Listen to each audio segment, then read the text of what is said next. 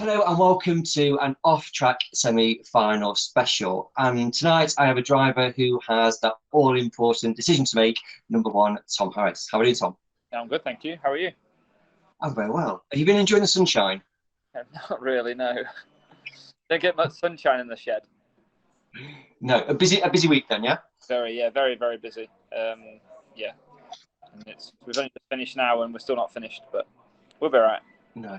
But you're in the pub then, which is a nice place to finish your working day. Yeah, well, I didn't want you to do this interview of me in a garage, dark and dungy, so I thought I'd just come to the right pub and have a pint while I'm on there doing this interview. Yeah. Lovely. Right, so we're talking semi-finals. So you finished top of the World Championship qualifying points, and you've earned the right to choose which semi-final to race at, and then by default, where the 47 other drivers are going to be racing. You know, number one spot in the semi-final points table, is that one you aspire to each year? Is it important to get that number one spot? It was kind of important before, or it's always important, isn't it, to be at top of any points chart. But before COVID hit, it was like kind of, because I was racing Knoxville with the sprint cars in America, it was kind of like priority to do well at the qualifiers so that I could pick a semi that wasn't going to clash with Knoxville, so I could go and race the Knoxville Nationals. That was like, obviously, like I just said, you want to be at the top of any points chart, but being able to pick the semi-final also helped with being able to go and race in Knoxville. Yeah. However, then COVID kicked in, so it's obviously kind of dampened that and put paid to that really. But yeah, it's nice to be able to choose, but then also it's quite difficult, isn't it, to be able you obviously if someone else picks you go where you're going, you don't have the decision to make. Yeah, no. So it is like it is a big decision because you're not only impacting yourself, but like I say, 47 other drivers, and we'll come to that in a second. So so the last qualifier is completed. You've seen the grid, so you know who's in the top 48, and you know where the semi-finals are going to be and on what surface. So how much of those factors influence your decision, and is one more heavily weighted than the other? Yeah. To be honest, when the semi-final was originally at Sheffield, it was always going to be the tarmac semi, because obviously Sheffield, post and rope, if someone wants to park you up, it's quite easy to get rid of you, get rid of the opposition, get rid of them in the semi-finals, so then you don't have to compete with them in the world final. So post and rope, Sheffield, Sheffield could be go two ways. Could either be a very roundy race, follow my leader kind of thing, as it is, but then the first couple of laps can also be very hectic, and you can get a puncture and end up in the post and wires and not finish at all. So, but then when it moved to Bradford, and I do really enjoy going to Bradford. Yeah. I do really enjoy going around Bradford. High speed, you get right against the fence, and it's really good to watch. I'm sure it's really good to watch because it's really good to drive. But then again, obviously tarmac much safer. Yes, you can still get a puncture, you can still hit the wall, and someone can still get rid of you. But there's less cars slipping and sliding about. Yeah, but then also you've obviously got to think of your oppositions as well, haven't you? I mean, Ryan's absolutely unbelievable on shale at the minute, and going down the grid, Frank is always there or thereabouts, on both surfaces. You can't count him out on either surface. So yeah, it is a difficult decision to make. So do you look at, obviously talking about sort of Ryan, so Ryan's kind of second in the points, so he'll go to the semi-final you're not at. Do you then look at the people that are going to be around you? So that's that second row. We always talk about the second row in semi-finals, don't we? And how they can influence a race, certainly for those starting on the front. Yeah, not so much, if I'm completely honest. Kind of looking a bit further down the grid, to be honest, where Catherine and Luke are positioned. Obviously, they only race tarmac. But then again, I'm the defending world champion. I need to do what's right for me. And they've both said, whatever you feel more comfortable with, go with that. Don't worry about us. So, we have also got 2 shale cars now. Yeah. It isn't a problem either way, really. But yeah, I don't really tend to look at the second row. Everyone goes on about the second row, but they can have being on the second row, you can have a big dive on the first corner and ruin your own race. You know, I've done that in the past at Skegness World Final. I destroyed Frankie on the first corner and ruined my own race. You know, stock car racing isn't always won on the first corner. Yeah. So, yeah, you know, there's the good drivers up there, you know, as there always is, isn't there? You know, Matt's up there, Frank is up there, Lee's up there. Ryan, like you say, Ryan's up there. You always, over so many rounds of qualifying rounds, people, you know, the top drivers are always going to be on the first 4 or 5 rows of the semi-final. So, you know, you're going to have to beat them at some time. So, you know, the semi-final is the first place to start, isn't it? Yeah, absolutely. So, like I say, it's a big decision, and I guess, and there's lots of things to consider. It often becomes a talking point on social media, doesn't it? Where people kind of go, who's going where? Do you like reading that? Does it amuse you when people try and second guess what you're going to do? It does amuse me. To be honest with you, I don't tend to read too much on social media because, yeah, some people can be completely. I can't think of the right word now. Yeah, we're not going to social media. Some people irritate you on social media, don't they? But you know, I tend to I'll have a breeze over social media and have a look at things that interest me. But you know, other than that, I don't really tend to take any notice because I could get wound up very easily. Yeah, understandably so. So we've talked about the pros and cons of which semi-final you could go to. I hope at this point now you have made the decision on where you're going to race. So, Tom, if you'd like to announce which semi-final you have chosen for 2022. Well, I had made my decision, but then I've just been stood in the garage working on a car with Peter Folden, and he's just gave me some good advice. He said, which semi-finals first, go to that one, win it, and then intimidate your opposition. Sound advice. So now I'm really scratching my head.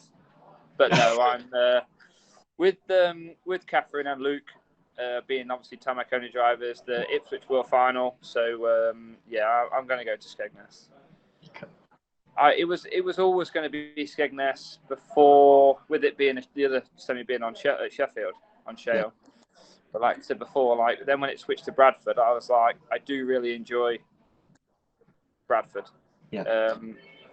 Just a risk. It's you know, like I said, anybody could park you up and you can get a flat tire on tarmac. But Bradford, the way it is, and getting into lap traffic and stuff like that, you know, there's far more risks taking a Shale semi. I personally think anyway. Yeah.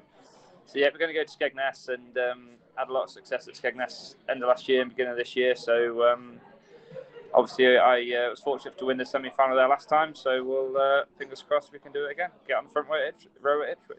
Good. So Skegness semi-final is then. So there'll be 47 other drivers now looking at this grid going, right, where am I going? So you've made lots of people very happy and some maybe unhappy. I don't know. Yeah, some very sad as well. Yeah, but yeah.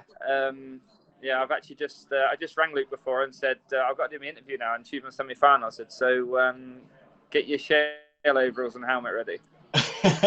He goes, what was his response to that? You know. Yeah. Is that why he's not in the pub with you right now? Yeah, that's why he's not here. He's dusted his Shale helmet off. Thanks for that, Tom. You know, like it's some people may have second guessed it, but like you say, it wasn't ultimately decided, and it was the time at one is you one you're going for, and it is a thing where you want to get to the world final. That's ultimately the goal, isn't it? You want to get to the world final. Yeah, definitely. You want to get to the world final, and like I said, you know, it was. I think a lot of people on the internet and a lot of the drivers that are on the grids already probably knew my decision through Catherine being Tamakoni and Luke also being Tamakoni. So I think a lot of people probably had guessed where I'd go. But yeah, there it is confirmed. Skegness, here we come. Brilliant. Cheers, Tom. Just very quickly before I leave you to your rest of your evening. Obviously, I've mentioned the world final at Ipswich.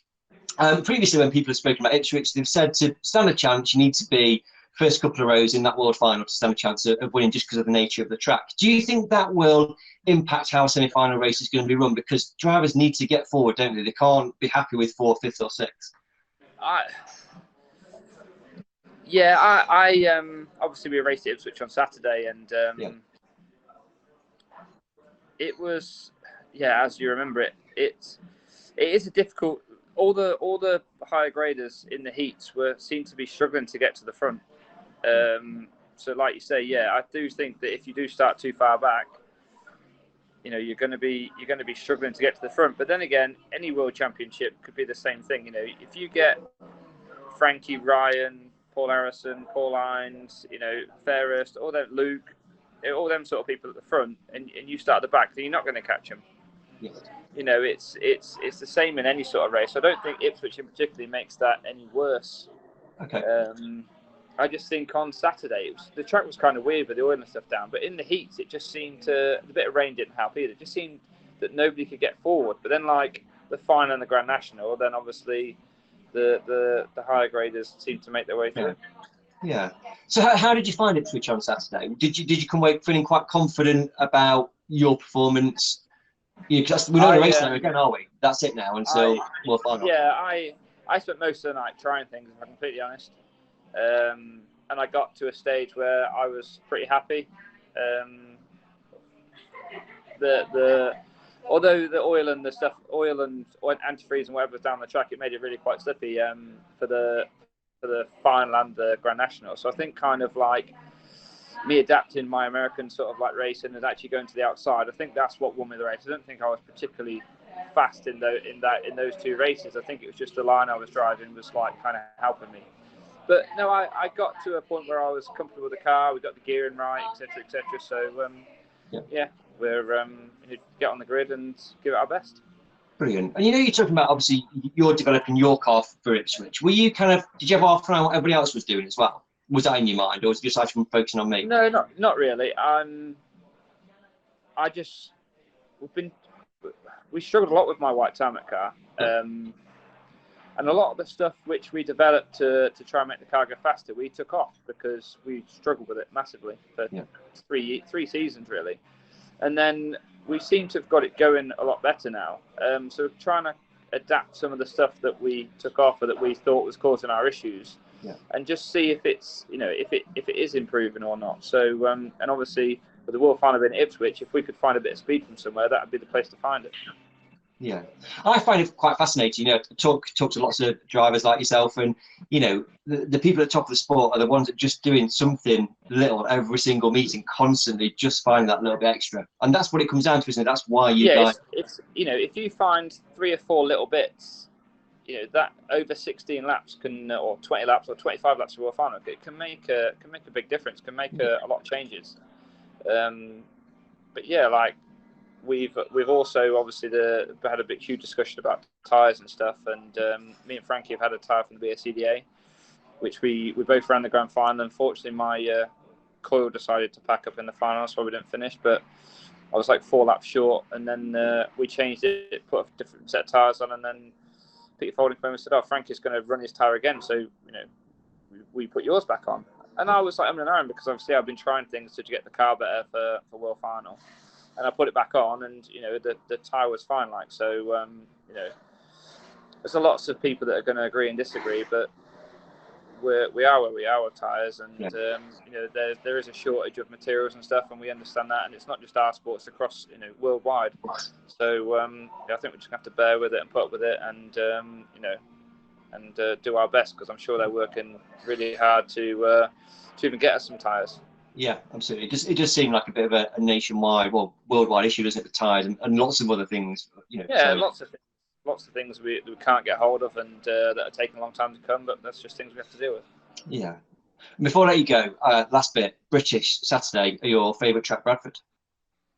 Yeah. Yes. Yeah. I'll be alright. I'm not as prepared as I'd like to be. Obviously, I've had a really busy week this week.